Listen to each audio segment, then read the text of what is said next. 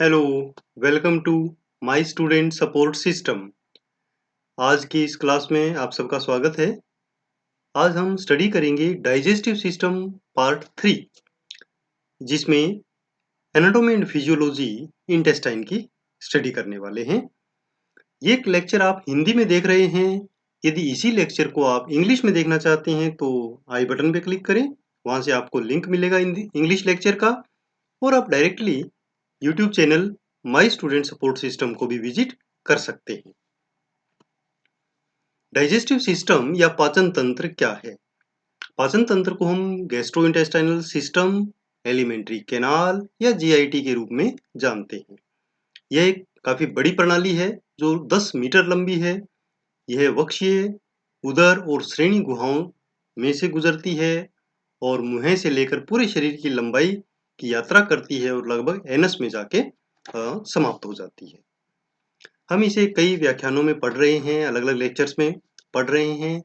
आज हम स्टडी करेंगे स्मॉल इंटेस्टाइन और लार्ज इंटेस्टाइन के बारे में। बाकी जो इसके लेक्चर्स हैं उनका आपको लिंक मिल जाएगा सब्सक्रिप्शन बॉक्स में, वहां से आप वो लेक्चर्स भी देख सकते हैं। सबसे पहले आज स्टडी कर रहे हैं स्मॉल इंटेस्टाइन या छोटी आंत। स्टमक के ठीक बाद पाइलोरिक स्फिंक्टर से छोटी आंत की शुरुआत होती है और ये लगभग 5 मीटर लंबी होती है।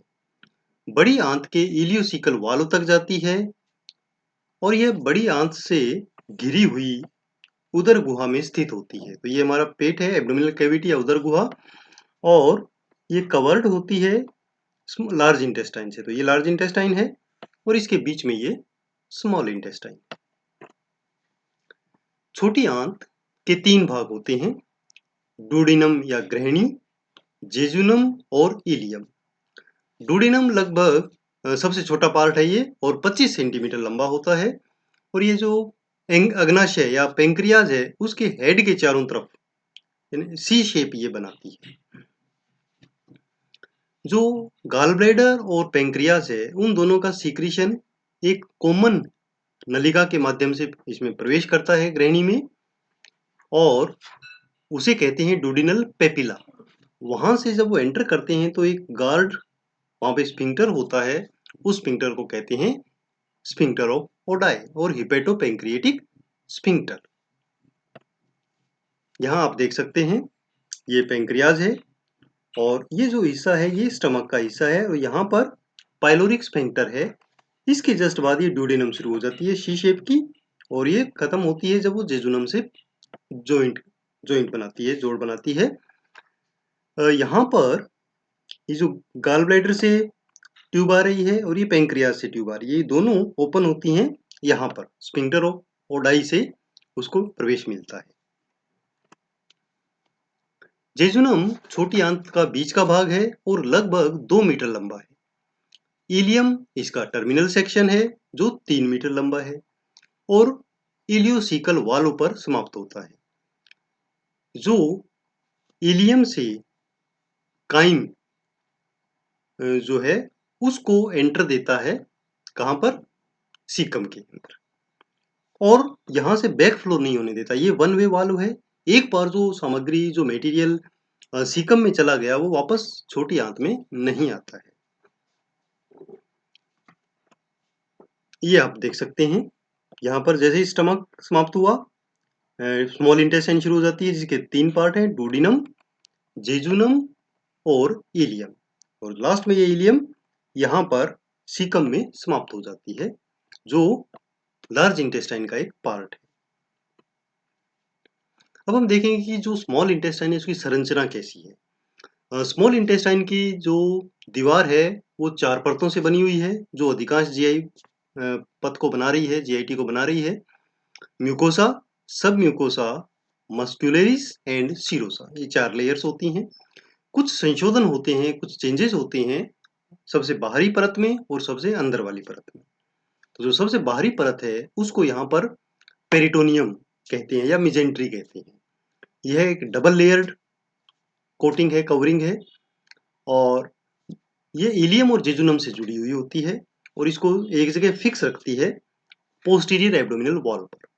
तो जितनी भी ब्लड वेसल्स और जो नर्व्स होती हैं वो पोस्टीरियर एब्डोमिनल वॉल पर होती हैं इस कवरिंग से बाहर, और इस कवरिंग जो दोनों लेयर हैं इसके बीच में से होकर गुजरती हैं छोटी-छोटी नर्व्स और ब्लड वेसल्स जो स्मॉल इंटेस्टाइन को ब्लड सप्लाई, नर्व सप्लाई करती हैं।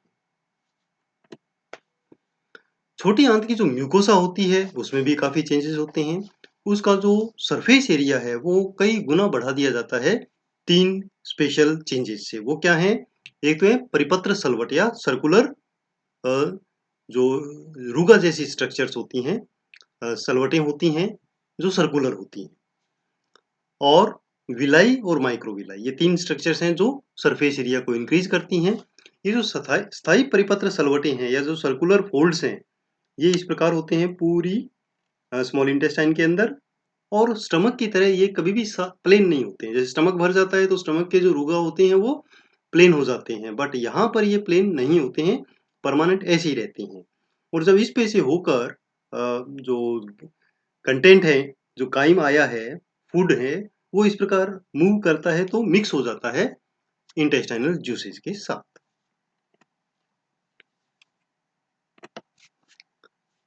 अब हम देखेंगे कि जो विलाई है वो क्या है। विलाई अंगुली जैसी संरचनाएं हैं जो इंटेस्टाइन ल्यूमन के अंदर निकली हुई रहती हैं। इनकी जो साइज है वो 0.5 से 1 mm तक होते हैं, और इनकी दीवारें कॉलमनर एपिथेलियम से बनी होती हैं, और इसमें एंट्रोसाइट्स होती हैं, और इन एंट्रोसाइट्स के ऊपर और छोटे-छोटे प्रोजेक्शंस होते हैं जिन्हें हम माइक्रोविलाई कहते हैं। इसके अलावा म्यूकस सीक्रेटिंग सेल्स होती हैं जो बीच-बीच में एंट्रोसाइट्स के लगी होती हैं, और ये विलाई के अंदर एक कैपिलरी नेटवर्क होता है और एक लिम्फ वेसल होती है, उसको ये विलाई कवर करती है। इन ब्लड वेसल्स और लिम्फ का काम है कि जो डाइजेशन हो गया है न्यूट्रिएंट्स का उसको एब्जॉर्ब करना और ब्लड के अंदर सप्लाई करना। आंतों की जो ग्रंथियां हैं, जो भी ग्लैंड्स हैं सिक्रीशंस वाली, वो सारी यहाँ विलाई की जो लेयर बना रही हैं सेल्स एंट्रोसाइट्स, इनके बीच बीच में होती है। ठीक है, तो ये विलाई हो गई, और यहाँ पर ये जो एंट्रोसाइट्स हैं इनकी सरफेस पर ये माइक्रोविलाई होती है। ठीक है, अंदर ये ब्लड वेसल्स हो गई, और एक ये लिम्फ वेसल होती है जिसको हम लैक्टियल बोलते हैं। ठीक है, अब होता क्या है कि जो ये नीचे का एरिया है, यहाँ से लगातार ये सेल्स बनती रहती हैं और ऊपर की ओर ट्रेवल करती हैं, और यहाँ टर्मिनल सरफेस पर, क्योंकि यहाँ पर जो फूड है वो कंटिन्यू इसके संपर्क में आगे चलता रहता है तो वियर एंड टियर होता है, तो ये जो सरफेस है ये घिसती रहती है, तो यहाँ पर आकर ये शेड ऑफ हो जाती हैं। तो पूरी की पूरी जो ये म्यूकोसा है वो 3 से 5 दिन में पूरी चेंज हो जाती है, नई आ जाती है। छोटी आंत की जो म्यूकोसा है उसमें 4 प्रकार की कोशिकाएं होती हैं। एक तो अवशोषी कोशिका है, ये पाचक एंजाइमों का उत्पादन करते हैं और पचे हुए खाद्य पदार्थों से न्यूट्रिएंट्स को एब्जॉर्ब करती हैं, और ज्यादातर यही होती हैं जिनको एंट्रोसाइट्स बोलते हैं। इसके अलावा कुछ गोबलेट सेल्स होती हैं बीच बीच में जो म्यूकस सीक्रेट करती हैं। एंडोक्राइन सेल्स भी होती हैं जो हार्मोन सीक्रेट करती हैं, जैसे सिक्रेटिन और सीसीके कोलिसिस्टोकाइनिन। ये कंट्रोलर हार्मोन या नियामक हार्मोन होते हैं जो बाइल और पेंक्रियाज, इनके जो जूस हैं उनको सीक्रेट करने के लिए उनको प्रेरित करती हैं। इसके अलावा पेनेट सेल होती हैं जो लाइसोजाइम सीक्रेट करती हैं और छोटी आंत को बैक्टीरियल इन्वेजन से बचाती हैं, जो स्टमक के एसिडिक एक्शन से बच गए थे। इसके अलावा स्मॉल इंटेस्टाइन में पेयर्स पैचेस, छोटे छोटे लिम्फ नोड्स होते हैं, लिम्फ टिश्यू का कलेक्शन होता है जो हमारी स्मॉल इंटेस्टाइन की रक्षा करते हैं, प्रोटेक्शन करते हैं पैथोजन से। अब है functions of small intestine. Small intestine के क्या काम है? सबसे एक काम जरूरी है पेरिस्टालसिस। तो ये कंटिन्यू मूवमेंट होती रहती है जो इसकी सामग्री को, काइम को आगे भेजता रहता है कंटिन्यू, और ये कंट्रोल होता है पैरासिम्पैथेटिक नर्वस सिस्टम से। इसके अलावा एंट्रिक जूस का सिक्रीशन है वो भी कंटिन्यू होता है, और वो भी पैरासिम्पैथेटिक जो स्टिमुलेशन है उससे कंट्रोल होता है, कभी कम कभी ज्यादा, डिपेंडिंग अपॉन कि उसमें फूड कैसे आ रहा है। इसके अलावा जो विलाई है उसके एंट्रोसाइट्स में कार्बोहाइड्रेट, प्रोटीन और वसा के पाचन का कार्य भी कंप्लीट कर दिया जाता है स्मॉल इंटेस्टाइन में। स्टमक में जो हाइड्रोक्लोरिक एसिड की एक्टिविटी के बाद भी जो बैक्टीरिया स्मॉल इंटेस्टाइन में आ जाते हैं उनको डिस्ट्रॉय करके संक्रमण के खिलाफ हमारी रक्षा करती है। और इसके अलावा हार्मोन्स, अमीनो एसिड का सीसीके और सिक्रीटिन का स्त्राव करना और पोषक तत्वों का अवशोषण करना, ये स्मॉल इंटेस्टाइन के काम। अब आता है कि स्मॉल इंटेस्टाइन में डाइजेशन कैसे होता है। तो ये एक बहुत अच्छा क्वेश्चन है, एग्जाम में कई बार आता है कि स्मॉल इंटेस्टाइन में डाइजेशन की प्रक्रिया समझाएं, क्योंकि डाइजेशन का मैक्सिमम काम, इवन एब्जॉर्प्शन का भी, वो स्मॉल इंटेस्टाइन में होता है। तो स्मॉल इंटेस्टाइन में जब भी काइम आया है स्टमक से, तो वहां पर 3 प्रकार के जूसेस से उसका सामना होता है और ये तीनों प्रकार के जूस उसके ऊपर अटैक करते हैं और उसको डाइजेस्ट कर देते हैं। तो डाइजेस्ट की जो डाइजेशन की प्रक्रिया है वो क्या है कि बड़े मॉलिक्यूल्स को छोटे छोटे मॉलिक्यूल्स में कन्वर्ट करना। जैसे कार्बोहाइड्रेट हैं वो मोनोसेक्राइड्स में कन्वर्ट हो जाते हैं, प्रोटीन जो है वो एमिनो एसिड में कन्वर्ट हो जाते हैं और वसा फैटी एसिड और ग्लिसरॉल में टूट जाते हैं। ठीक है, तो ये 3 जो जूस है वो क्या है? पेंक्रियाटिक जूस या अग्नाशय का जूस, बाइल जूस एंड जो इंटेस्टाइनल जूस है, ये 3 एक्शन होते हैं। तो सबसे पहले हम देखते हैं कि जो पेंक्रियाटिक जूस है वो क्या करता है। पेंक्रियाटिक जूस या अग्नाशयी रस एक्सोक्राइन अग्नाशय से सीक्रेट किया जाता है और यह डुओडेनम की पेपिला से डुओडेनम में प्रवेश करता है। यह मिश्रण होता है पानी का, खनिज लवणों का और एंजाइम्स का, जिसमें एमाइलेज, लाइपेज और न्यूक्लिएज होते हैं और कुछ सक्रिय एंजाइम अग्रदूत निष्क्रिय अवस्था में होते हैं, जैसे ट्रिप्सिनोजन और काइमोट्रिप्सिनोजन।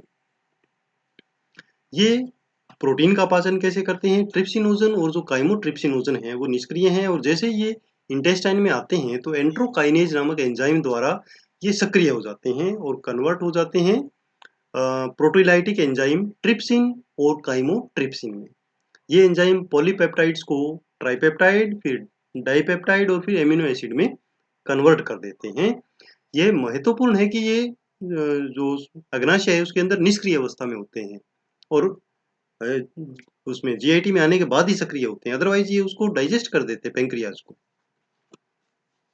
उसके बाद कार्बोहाइड्रेट का पाचन यहाँ कैसे होता है इस जूस से कि जो अग्नाशय एमाइलेज है वो एक्ट करता है पॉलीसेकेराइड्स पर। जो पॉलीसेकेराइड बच गए थे लार ग्रंथियों से स्त्रावित एमाइलेज की एक्टिविटी से, तो उनको ये कंप्लीट डाइजेस्ट यहाँ कर देता है। उसके बाद फैट का जो पाचन होता है वो लाइपेज नामक एंजाइम से होता है जो पेंक्रियाटिक जूस में है और ये उसे फैट को फैटी एसिड और ग्लिसरॉल में कन्वर्ट कर देता है। लाइपेज की जो कार्रवाई है उसमें हेल्प करने के लिए बाइल साल्ट्स जो बाइल के साथ आ रहे हैं गाल ब्लैडर से, वो हेल्प करते हैं। वो कैसे करते हैं? वो करते हैं वसा का पाइसीकरण या इमल्सिफिकेशन। इससे क्या होगा कि जो बड़े ग्लोब्यूल है फैट के वो छोटे छोटे ग्लोब्यूल्स में टूट जाते हैं और उनके ऊपर लाइपेज जो है वो आसानी से अपनी एक्टिविटी करके उसे डाइजेस्ट कर देता है। उसके बाद जो तीसरा जूस है एंट्रिक जूस या इंटेस्टाइनल जूस, वो क्या है? तो इंटेस्टाइनल जूस में मुख्य रूप से पानी, म्यूकस और खनिज लवण होते हैं और छोटी आंत के जो मेन पाचन है वो इंटेस्टाइन में इस जूस के द्वारा ना होके वो एंट्रोसाइट के अंदर होता है। जो एंट्रोसाइट सेल्स मैंने आपको बताई थी विला माइक्रोविलाई कंटेनिंग, वहां पर जस्ट माइक्रोविलाई के बीच में सरफेस पर वहां पर डाइजेशन होता है क्योंकि वहां पर उसके अंदर एंजाइम होते हैं। ठीक है, तो वो कौन कौन से एंजाइम होते हैं इन एंट्रोसाइट्स में? Peptidase, lipase, sucrase, maltase and lactase. Amino acid जो प्रोटीन है वो सारे पेप्टाइड टूटकर एमिनो एसिड बनाते हैं, अंतिम स्तर होता है, बट वो होता कहाँ है? एंट्रोसाइट्स की सतह पर या इसके अंदर। लाइपेज जो वसा के पाइसीकरण के बाद कंप्लीट हो रहा है वो फैटी एसिड और ग्लिसरॉल में बदलता है। सुक्रेज, माल्टेज, लैक्टेज एंट्रोसाइट की सतह पर डाइसेकेराइड को परिवर्तित करके मोनोसेकेराइड जैसे सुक्रोज, माल्टोज और लैक्टोज में कन्वर्ट करते हैं और कार्बोहाइड्रेट के पाचन को कंप्लीट करते हैं। अब है एब्जॉर्प्शन ऑफ न्यूट्रिएंट्स। मुंह से छोटी आंत तक के बीच में पाचन की जो सभी रासायनिक और यांत्रिक क्रियाएं हैं उनका मेन उद्देश्य होता है कि जो बड़े मॉलिक्यूल्स हैं उनको छोटे मॉलिक्यूल्स में कन्वर्ट किया जा सके और ये आसानी से इंटेस्टाइन से ब्लड वेसल में प्रवेश कर सके या लसिकाओं में प्रवेश कर सके। और ये जो छोटे रूप हैं वो क्या हैं? कार्बोहाइड्रेट से तो बनता है glucose, fructose and galactose, protein से बनता है एमिनो एसिड और वसा से बनता है फैटी एसिड और ग्लिसरॉल। ये सारे जब लिम्फ या ब्लड वेसल में पहुंच जाते हैं तो इस प्रवेश को हम अवशोषण या एब्जॉर्प्शन कहते हैं। पोषक तत्वों का अवशोषण कई तरीकों से होता है, जैसे डिफ्यूजन या प्रसरण, सुगम प्रसरण, परासरण या ओस्मोसिस और एक्टिव ट्रांसपोर्टेशन। इन सिस्टम से इनका एब्जॉर्प्शन होता है। पोषक तत्वों का जो 90% एब्जॉर्प्शन है वो स्मॉल इंटेस्टाइन में होता है। बाकी बचा हुआ 10% कुछ तो स्टमक में हो जाता है, हमने स्टडी किया पिछली क्लास में, और कुछ लार्ज इंटेस्टाइन में होता है जो हम आगे स्टडी करने वाले हैं। जो भी बिना अवशोषण या बिना डाइजेशन की सामग्री रह जाती है वो कहाँ चली जाती है? लार्ज इंटेस्टाइन में। वहां बाकी प्रक्रियाएं होती है, वहां डाइजेशन तो नहीं होता खैर, बट एब्जॉर्प्शन की प्रक्रिया वहां होती है। और ये जो एब्जॉर्ब हुआ मटेरियल है, जो न्यूट्रिएंट्स हैं, वो ब्लड वेसल्स में चले जाते हैं, लिम्फ वेसल में चले जाते हैं और फाइनली हमारे ब्लड सर्कुलेशन के साथ ट्रेवल करते हैं और सेल्स तक पहुंचते हैं। जो हमारी स्मॉल इंटेस्टाइन है जहां से अवशोषण हो रहा है उसका जो एरिया है वो हमने अभी देखा कि बहुत ज्यादा बढ़ा दिया जाता है परमानेंट सर्कुलर फोल्ड्स के द्वारा, विलाई के द्वारा और माइक्रोविलाई के द्वारा। ये एक एस्टिमेट किया गया है कि अगर इसकी लेयर को हम फ्लैट करें तो हमारे जो बॉडी है उसका 5 गुना ज्यादा वो सरफेस एरिया बना देती है। पानी का जो लगभग जो लिक्विड है उसका लगभग 1500 ml अवशोषण हमारी स्मॉल इंटेस्टाइन में हो जाता है। बचा हुआ जो लिक्विड है वो प्रवेश करता है लार्ज इंटेस्टाइन में। तो जो लार्ज इंटेस्टाइन में प्रवेश करता है वो सॉलिड नहीं होता है, सेमी सॉलिड नहीं होता है, फीकल मैटर की तरह, वो बिल्कुल पतला होता है, उसमें काफी पानी होता है। ये पानी आ जाता है, फिर पानी मिक्स काइम आ जाता है लार्ज इंटेस्टाइन में। अब लार्ज इंटेस्टाइन क्या है? बड़ी आंत या लार्ज इंटेस्टाइन लगभग 1.5 मीटर लंबी होती है और राइट इलियक फोर्सा में शुरू होती है और समाप्त होती है ये एनस में। इसका जो व्यास है, डायमीटर है, वो 6.5 सेंटीमीटर होता है और ये छोटी आंत के चारों तरफ एक धनुषाकार आर्च बनाती है, इस प्रकार। ठीक है, छोटी आंत अंदर है और बड़ी आंत इसके चारों तरफ। इसके जो मेन पार्ट्स हैं वो है सीकम, कोलन, रेक्टम और एनल कैनाल। सीकम क्या है? सीकम ये बड़ी आंत का पहला हिस्सा है जो एक डायलेटेड एरिया है और इसका एक ब्लाइंड एंड है। ऊपर की ओर ये आरोही वृदांत्र या असेंडिंग कोलन के साथ जुड़ता है। जहां पर ये दोनों जुड़ते हैं वहां पर एक इलियोसिकल वाल्व होता है जो इलियम से इसमें ओपन होता है। इसके लास्ट एक एंड पर वर्मीफॉर्म अपेंडिक्स होती है जो एक छोटी सी पतली सी नली होती है और ये 8 से 9 सेंटीमीटर लंबी होती है। इसकी जो संरचना है वो जीआईटी की सारी संरचना की तरह होती है, उसमें 4 लेयर्स होती हैं, बट इसके अंदर लिम्फोइड टिश्यू ज़्यादा होते हैं जो बैक्टीरियाज को या वायरस को समाप्त करते हैं और डिफेंस में हेल्प करते हैं। उसके बाद आता है कोलन। कोलन को फिर आगे 4 पार्ट्स में डिवाइड किया गया है। असेंडिंग कोलन जो ऊपर की तरफ जाता है, आरोही वृदांत्र ये ऊपर की ओर सीकम से शुरू होता है और लीवर के लेवल तक जाता है। वहां से ये ट्रांसवर्स या अनुप्रस्थ वृदांत्र बन जाता है और उस जहां से ये मुड़ता है उस जगह को हम इसका पार्ट को यकृत का फ्लेक्सर या हिपेटिक फ्लेक्सर बोलते हैं। उसके बाद ट्रांसवर्स कोलन है। ट्रांसवर्स कोलन लिवर से शुरू होता है और स्प्लीन तक जाता है। ठीक है, और ये एक लूप के समान होता है जो डुओडेनम के सामने और स्टमक के सामने की तरफ होता है। स्प्लीन के लेवल पर जाकर ये तेजी से मुड़ता है, उस पार्ट को हम स्प्लीनिक फ्लेक्सर बोलते हैं और फिर वो डिसेंडिंग कोलन या अवरोही वृदांत्र बन जाता है। डिसेंडिंग कोलन या अवरोही वृदांत्र ये है यहाँ पर, ये नीचे की ओर आता है और नीचे ये सिग्मोइड कोलन में कन्वर्ट हो जाता है। सिग्मोइड कोलन एक लगभग एस शेप का कोलन है जो लास्ट में रेक्टम में एंटर करता है। अब यहाँ पर हम इसके पार्ट्स को क्लियर देख सकते हैं। ये सीकम है, ये अपेंडिक्स है, यहाँ से इलियम आई जो इलियोसिकल वाल्व के थ्रू सीकम में प्रवेश करती है, और ये असेंडिंग कोलन, ये hepatic flexor, transverse colon, splenic flexor, descending colon, sigmoid colon, rectum and anus.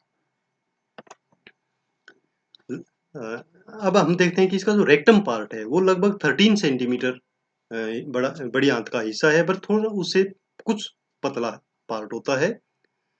ये सिग्मोइड कोलन से शुरू होता है। जैसे सिग्मोइड कोलन खत्म होता है तो उसके बाद रेक्टम शुरू हो जाती है और एनस या गुदा में समाप्त होता है। एनल कैनाल लगभग 3.8 से 4 सेंटीमीटर लंबी होती है। ये एक छोटा सा रास्ता है और मलाशय से बाहर की तरफ जाता है।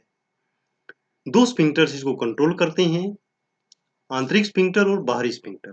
जो आंतरिक स्फिंक्टर है वो स्मूथ मसल से बना होता है जो ऑटोनोमिक नर्वस सिस्टम के कंट्रोल में होता है, और जो बाहरी स्फिंक्टर है वो स्केलेटल मसल से बना हुआ है जो हमारे जो कंट्रोल में होता है, स्वैच्छिक नियंत्रण में होता है। अगर हम लार्ज इंटेस्टाइन की संरचना देखें तो इसमें भी वही 4 लेयर्स होती हैं टिश्यूज की, बट जो मस्कुलर लेयर है उसमें जो लॉन्जिट्यूडिनल है वो पूरी चारों तरफ ना होके केवल 3 बैंड बनते हैं जिसको हम टीनिया कोलाई कहते हैं, और इसमें पाउच जैसी संरचनाएं होती हैं जिन्हें होस्ट्रा के नाम से जाना जाता है। तो ये आप देख सकते हैं यहाँ पर, ये जो खुली हुई संरचनाएं हैं 1 2 3 इस प्रकार की, इनको हम होस्ट्रा कहते हैं, और ये जो बीच में एक बैंड दिखाई दे रहा है लॉन्गिट्यूडिनल मसल्स का, ये टीनिया कोलाई। अब हम आते हैं कि जो लार्ज इंटेस्टाइन है उसका जो म्यूकस मेम्ब्रेन है उसकी क्या कंडीशन है। तो म्यूकस मेम्ब्रेन में गोबलेट सेल्स होती हैं जो म्यूकस सीक्रेट करती हैं, बट ये जो म्यूकस मेम्ब्रेन है ये रेक्टम के लेवल पर नहीं होती है, रेक्टम और एनस में ये नहीं होंगी, इससे ऊपर तक ये होती है। रेक्टम में और जो एनस है वहां पर स्ट्रेटिफाइड स्क्वेमस एपिथेलियम होगी। मलाशय के जो ऊपर की तरफ जो एनस में है वो मलाशय की जो स्ट्रेटिफाइड स्क्वेमस एपिथेलियम है उससे जुड़ी होती है, और नीचे की तरफ स्किन से ये जुड़ जाती है, क्योंकि उसके बाद म्यूकस मेम्ब्रेन के बाद डायरेक्ट स्किन शुरू हो जाती है एक्सटर्नल स्फिंक्टर के बाद। इसकी जो म्यूकस मेम्ब्रेन है रेक्टम की और जो एनस की, उसमें 6 से लेके 10 ऊर्ध्वाकार या वर्टिकल सलवटें या फोल्ड्स होते हैं जिनको हम रेक्टल कॉलम कहते हैं, एनल कॉलम्स कहते हैं, और इनके अंदर सुपीरियर रेक्टल आर्टरी और वेन्स की टर्मिनल ब्रांच होती है, यानी लास्ट जो ब्रांच होती है वो इसके अंदर होती है। उसके बाद आता है कि लार्ज इंटेस्टाइन के काम क्या है, फंक्शंस। तो सबसे पहला काम है एब्जॉर्प्शन। जो भी बचा हुआ लिक्विड मटेरियल है, वाटर है, वो मेनली लार्ज इंटेस्टाइन में एब्जॉर्ब हो जाता है, और उस लेवल तक एब्जॉर्ब हो जाता है कि जब फीकस की या स्टूल की एक सेमी सॉलिड कंसिस्टेंसी ना बन जाए। इसके अलावा कुछ खनिज लवण, विटामिन और कुछ ड्रग्स भी बड़ी आंत से एब्जॉर्ब होती है। उसके बाद माइक्रोबियल एक्टिविटी। बड़ी आंत में कुछ बैक्टीरिया होते हैं जो नॉर्मली वहां रहते हैं, उनमें ई कोलाई, एंट्रोबैक्टर एरोजेन, स्ट्रेप्टोकोकस फिकलिस, क्लोस्ट्रीडियम परफेंजेस आदि शामिल हैं। ये सामान्य रूप से मनुष्य के लिए हानि रहित होते हैं, ये कुछ इवन कार्य ही करते हैं जो विटामिन के और फोलिक एसिड को बनाते हैं, संश्लेषित करते हैं, बट यदि शरीर के दूसरे हिस्से में चले जाएं तो ये रोग पैदा कर सकते हैं। जैसे ई कोलाई यदि मूत्राशय में या ब्लैडर में पहुंच जाए तो उसका संक्रमण हो जाता है, सिस्टाइटिस हो सकता है। उसके बाद है मास मूवमेंट या मास पेरिस्टालसिस। नॉर्मली जो पेरिस्टालसिस कंटिन्यू हो रही होती है स्मॉल इंटेस्टाइन में, वैसा कुछ लार्ज इंटेस्टाइन में नहीं होता है। केवल समय समय पर, यानी 1 घंटे में 1 या 2 बार एक मास मूवमेंट होती है ट्रांसवर्स कोलन में, केवल ट्रांसवर्स कोलन में, और वो सारे उस कंटेंट को डाल देती है डिसेंडिंग और सिग्मोइड कोलन में। ये जो मास मूवमेंट है ये कई बार स्टिमुलेट होती है खाना खाने से। जैसे ही भोजन स्टमक में पहुंचता है ये एक वेव चलती है ट्रांसवर्स कोलन में, इसीलिए इसे हम गैस्ट्रोकोलिक रिफ्लेक्स भी कहते हैं। उसके बाद आता है डेफिकेशन या पासिंग ऑफ द स्टूल। आमतौर पर जो रेक्टम है वो खाली होता है, बट जैसे ही मास मूवमेंट होती है और कुछ जो फीकल मैटर है वो रेक्टम में पहुंचता है, तो वहाँ वो इकट्ठा होता है और जब वो स्ट्रेच होता है, भर जाता है, तो नर्व एंडिंग्स डेफिकेशन के लिए रिफ्लेक्स पैदा करती हैं। ये जो रिफ्लेक्स है, ये शिशुओं में तो कंट्रोल नहीं होता, तो अपने आप पोटी पास कर देता है बच्चा, बट 2 से 3 साल के बाद उसमें जो कंट्रोल है वो डेवलप किया जा सकता है और वो हमारे स्वैच्छिक नियंत्रण में आ जाता है। स्पेशली जो आउटर स्फिंक्टर है, बाहरी जो एक्सटर्नल स्फिंक्टर है, उसका कंट्रोल, और उसको हम कुछ समय के लिए रोक सकते हैं जब तक कि सुविधाजनक समय या सुविधाजनक स्थिति में ना हो स्टूल पास करने के लिए। तो इस प्रकार हमने स्मॉल इंटेस्टाइन और लार्ज इंटेस्टाइन, रेक्टम और एनस, इनकी स्टडी आज की है। बचे हुए डाइजेस्टिव सिस्टम को हम नेक्स्ट लेक्चर में कवर करेंगे। उस लेक्चर को देखने के लिए आप YouTube channel my student support system को सब्सक्राइब करें, पेज को लाइक करें, my student support system Facebook page, और अपने नोट्स बनाने के लिए mynursingstudents.blogspot.com इस ब्लॉगर को विजिट कर सकते हैं। फॉलो करें मुझे ट्विटर पर, इंस्टाग्राम पर, ताकि आपको लेटेस्ट अपडेट लेक्चर्स के बारे में मिलता रहे, और Facebook group nursing note join कर सकते हैं। धन्यवाद।